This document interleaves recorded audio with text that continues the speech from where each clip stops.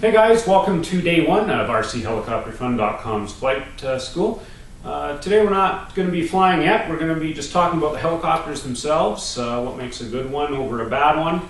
I'm going to be talking about setup a bit. Going to just go over the basics of controls, center of gravity, blade bolt torque setting. Again, I cover all this on my website in a lot more detail. I just want to touch on a few key points here in the flight training videos. Obviously these flight training videos are geared towards collective pitch helicopters. You know, if you've got a small coaxial, one of these easy to fly coaxials, the flight lessons aren't really going to apply to you, but you might get something out of them, and obviously you might help you decide if you want to get into collective pitch, if you want to progress into it. Another thing, if you're just getting started and you don't know if you want to start on collective pitch yet, and the long learning curve associated with it, if you want to have more fun right off the bat, these are two neat little helis that have come out recently. This little guy is the Blade MSR, the slightly bigger one is the 120 SR. What makes these so neat, they offer a lot of the same stability that the coaxials do, but they're a lot more fun. They're more performance minded, they will fly quicker, so you won't get bored with them as quickly as you would with a coaxial. And I guess the best thing about these is a lot of the skills you learn on these are transferable onto the the collective pitch machines. You can't really say that for a coaxial just because they are so stable and they fly nothing like or behave nothing like the collective pitch. But these exhibit some of the same qualities, especially if you're practicing nose in, which is our days 10 lesson. These will really help hone those skills. Again, a lot more stable. You can be flying these in a very short period of time, whereas these take days, weeks, months to learn. These you can be flying within half an hour, relatively well.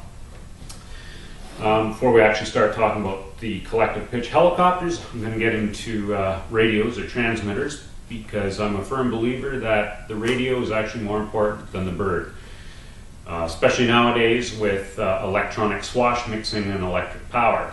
And the reason for that is setup. If you've spent any time on my website here, I rant on and on about setup being so important. Also, if you've spent any time on any of the RC Heli forums such as Heli Freak, you'll keep hearing people say everything about collective pitch helicopter success is in the setup, and that is so true. And with today's electronic swash plates, computerized radio is the tool that allows you to set them up properly. Back when I started, before computerized radios, we had mechanical swash mixing, so we didn't need a computerized radio, but setup was every bit as crucial then as it is today. The difference was, as I said, we had mechanical swash plates, and a mechanical swash plate setup, each servo controlled a different portion or a different movement of the swash plate individually.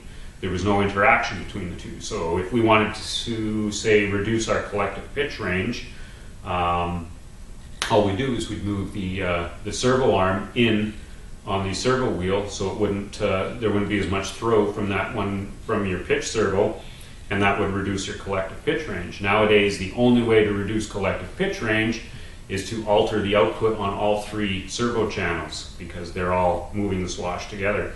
And that's essentially what a programmable radio allows you to do. It allows you to program different output levels of each channel for a given stick movement. You can also mix channels, but the basic function of the computerized radio is to allow you to alter the outputs. If you're not certain the difference between a computerized radio and a non-computerized radio, all computerized radios will have these larger LCD displays on them, and that's just for a visual interaction with the radio to actually program all the various menus. Programming and setup is a huge topic, quite a complicated one. I've actually written 2 ebooks on that. This is my setup ebook that basically is for beginners to set their birds up for learning on. It talks about all these different parameters, all the different setups, dual rates, that type of thing, pitch curves, throttle curves. And my other ebook on setup is actually specifically on the swash plate interactions, on the leveling and the setup of the swash plate. So, you know, if you don't have an instructor to help you out, because an instructor will really help you out with all this setup stuff on these machines. So if you're not getting help from an instructor, you might want to check those ebooks out. They might help you along quite a bit. You know, I still use this swash leveling book. It's pretty worn out every time I set up a new bird. Every time I set the swash up on a new bird, because it's, you know, it's just not an intuitive thing to do. Speaking of radios, you're going to find a lot of collective pitch helicopters coming with these simple radios. They're not programmable. Very cheap. You can get a heli and a radio like this for, I think I've seen some for under $150, and you're essentially throwing your money away. Without the ability to set the bird up, it's just so hard to fly. You know, an experienced flyer can fly a heli that's bound, or comes with one of these radios, because they know how to fly them. These have been pre-programmed at the factory, right onto the circuit board memory, and there's no way to alter the program. And the other issue with these is if you ever needed to change out a swash servo, say, you're essentially hooped, because a new servo usually isn't going to have the exact same output as the one that replaced it, so there's no way to alter that in the programming, so your swash plate is level and interacting correctly with the other two older servos. So that's why these are just no good. I guess the good news is some of the lower cost companies that are just trying to push helis out the door to make a profit or a buck, that are pairing them with these, they're actually starting to come out with very low cost computerized radios, which is so important, and it's nice to see that. So hopefully the days of this and a collective pitch machine are not going to be around much longer. While I'm on my rant about inexpensive collective pitch helicopters, you've probably heard me whine about this before. This is called the Blade SR. I kind of trashed on it quite a bit during a review I did. It's actually not a bad little helicopter. The nice thing about it is you can bind it to a computerized radio, so you can set it up properly. It's kind of touted to be set up for the beginner, but the setup isn't great. You know, you can do such a much better job with one of these. But what I really don't like about these is the electric tail motor. Electric tail motors on helis of this size simply cannot speed up or slow down fast enough to compensate for the changing torque coming off the main rotor. This is, you know, they've gotten better. They're using direct drive motors now, coreless motors, even brushless motors that helps them accelerate and decelerate quicker, but it's still not nearly as quick as a variable pitch tail rotor, which is instantaneous. These you really have to be careful with, no matter what type of motor technology.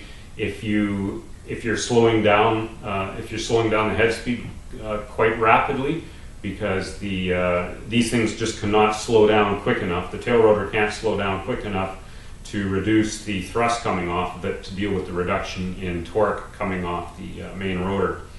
So if you're getting into collective pitch, electric tail motors, they've gotten better, but they still yaw all over the place. They're not nearly as locked as a variable pitch tail rotor. So it's another thing to look for. The other problem with these little guys is they are little. A smaller bird is a lot twitchier. There's not as much mass, so that's what makes it twitchier. It's not as stable. If you're flying in any sort of wind, these are just a bear to control. That said, if you're only flying indoors, gymnasium or a warehouse, these can be really nice to learn on. Probably the T-Rex 250 is one of the most amazing little small helis out there right now, and so if you're just looking for gymnasium or warehouse flying, you can't go wrong with the T-Rex 250. I, of course, say great things about the Blade 400 on my website here. It's one of the ones I highly recommend to start with. It's certainly by all means not the best 400 size machine out there. You know, can't compare to a T-Rex 450 Pro, but again, it's not $1,000. You know, you can get, what makes this so nice is it does come with the entry-level Spectrum DX6i, which is a nice little computerized radio. It allows you all the different parameters to set the heli up properly, not just this heli, but even if you get into a bigger machine. And that's what makes it nice. You can progress with this into your next bird. Lots of people learn on the 400, progress to a T-Rex 500, even a 600, and are using this radio with success, for example. So the big thing with the Blade 400 is the whole package. It's, you know, you can get them now for $400, and you just can't beat it. The other thing I like about it is hobby shop support. Basically, every hobby shop that I know of carries E-Flight product, and it's so nice just to be able to go and get a replacement part if you need it, over having to order a part, which shipping can add up. So you know, there's other makes, like I know Wakira has an entry-level bird now with a computerized radio. So it's nice to see that that other manufacturers are recognizing the importance of the radio now.